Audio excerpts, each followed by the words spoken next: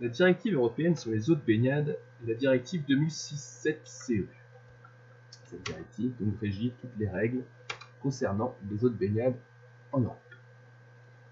On peut y trouver dans l'article 2 au paragraphe 8 un terme qui est fort important et qui pose vraiment des soucis dans la gestion française des eaux de baignade, qui est le terme de pollution à court terme.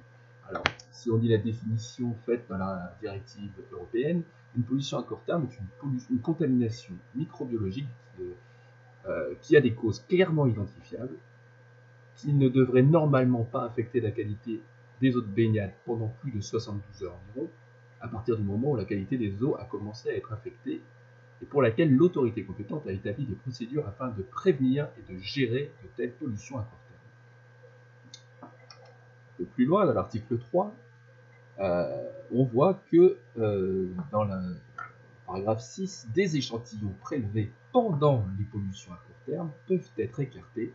Ils sont remplacés par des échantillons prélevés conformément à l'annexe 4. Là, il y a des règles très précises pour pouvoir les remplacer. Pas mettre n'importe quoi à la place. Et enfin, dans l'annexe 2, on peut voir qu'on ne peut pas éliminer autant d'analyses mauvaises qui seraient faites pendant les pollutions à court terme que l'on ne voudrait. Alors, on ne peut pas dépasser 15% du nombre total d'échantillons qui ont été réalisés lors des 4 dernières années, qui ont servi pour établir le classement de l'état des eaux de baignade de la plage qui est surveillé. On voit des petites règles très simples, mais on se rend compte que le terme de pollution à court terme est vraiment quelque chose de primordial. Qu'est-ce qu'une pollution à court terme? Eh bien, si on se penche sur la transcription française en droit français de la directive européenne, donc il y a plusieurs notes et circulaires qui ont été édictées par le gouvernement français, dont celle-ci, qui est la circulaire DGS EA4 numéro 2009-389 du 30 décembre 2009, qui est relative à l'élaboration de ce qu'on appelle les profils de baignade des plages. Les profils de baignade, ce sont des documents qui sont très bien faits et qui permettent donc de faire une étude très précise des bassins versants des plages et de déterminer quelles sont les causes de pollution et les plans d'action qui permettront par la suite de corriger ces soucis. Et dans cette circulaire, on peut trouver un paragraphe qui est intéressant, c'est celui-ci, qui correspond au diagnostic des causes de pollution. Alors, le diagnostic doit permettre, pour la zone d'étude considérée, c'est-à-dire le bassin versant de la plage, de classer les sources de pollution identifiées dans l'inventaire selon qu'elles génèrent des pollutions à court terme, le vocabulaire qu'on a vu tout à l'heure, le mot de pollution à court terme est très important. Alors ici c'est précisé, on nous dit que les pollutions à court terme nécessiteront la mise en place de mesures de gestion préventive. Le mot gestion est important. Donc des pollutions à court terme ou des pollutions chroniques qui devront faire l'objet d'un plan d'action afin de les supprimer. Donc on voit que les deux termes ici sont bien distincts, pollution à court terme, pollution chronique. Prenons l'exemple d'un bassin versant. Donc ici, vous voyez, il y a plusieurs acteurs sur ce bassin versant. Il y a une ferme avec sa fosse à lisier très en amont de la plage. Nous avons des vaches qui pâturent dans les champs. Nous avons des champs à nu sur lesquels l'agriculteur peut faire des épandages agricoles. Nous avons aussi des maisons isolées, donc qui sont dotées d'assainissement individuel, et plusieurs maisons d'un village qui sont reliées à un réseau collectif d'assainissement. Alors, imaginons qu'une grosse pluie arrive, et c'est un peu ce qui se passe sur les plages du Pays d'Iroise, par exemple, où à chaque pluie, ou presque, on voit apparaître des épisodes de pollution. Donc les maires déclenchent des fermetures préventives des plages et considèrent que à chaque pluie, si une pollution est mesurée par l'Agence régionale de santé dans les eaux de baignade de la plage, alors il s'agit d'une pollution à court terme. Et ils se permettront par la suite d'écarter des classements les analyses qui sont mauvaises, qui seraient réalisées pendant ces épisodes de pluie. Or, ce n'est pas la pluie qui pollue. Il n'y a pas d'éléphants volants qui passent dans le ciel, il n'y a pas non plus d'aviateurs indisposés qui se soulageraient à chaque fois qu'il y a une pluie. Non, non, non. Ce qui se passe, c'est que la pluie n'est qu'un révélateur. La pluie amène au ruisseau la pollution chronique du bassin versant.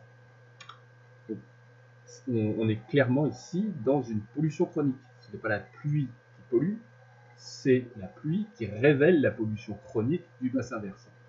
Chronique pourquoi? Parce que les épandages agricoles produisent une pollution quasi constante sur les terres agricoles. On peut avoir aussi des sièges d'exploitation qui fuiraient, parce que les vaches passent et lâchent des bouses. Le pâturage agricole serait aussi une pollution chronique du bassin versant, parce que les bouses de vaches, à chaque pluie, arrivent au ruisseau. Par contre, d'autres acteurs ici pourraient éventuellement déclencher des pollutions à court terme. C'est ce qu'on va voir maintenant. Deuxième cas de figure, ici, nous avons un poste de relevage qui pourrait tomber en panne. Par exemple, une grosse coupure d'électricité, la pompe de relevage ici est défectueuse ou ne fonctionne pas. Et nous sommes en période estivale avec beaucoup de monde dans le village. À ce moment-là, le poste de relevage pourrait fuir et provoquer une pollution accidentelle de la plage. Si l'autorité compétente, qui est le maire, décide à ce moment-là d'envoyer ses services municipaux déjà traités pour relancer le poste électrique afin de remettre en action la pompe et ensuite de nettoyer tout ce qui a pu s'écouler, à ce moment-là, on peut clairement dire qu'ici nous avons une pollution qui est accidentelle, qui ne dure pas plus de 72 heures parce que les services municipaux ont fait leur travail, et donc on peut dire que ça rentre dans la case d'une pollution à court terme. Ici, par exemple, nous pouvons avoir une fosse à lisier qui pourrait déborder accidentellement, pour une raison ou une autre, ou qui pourrait se rompre. À ce moment-là, effectivement, c'est aussi un accident qui est complètement imprévisible, qui n'est pas chronique.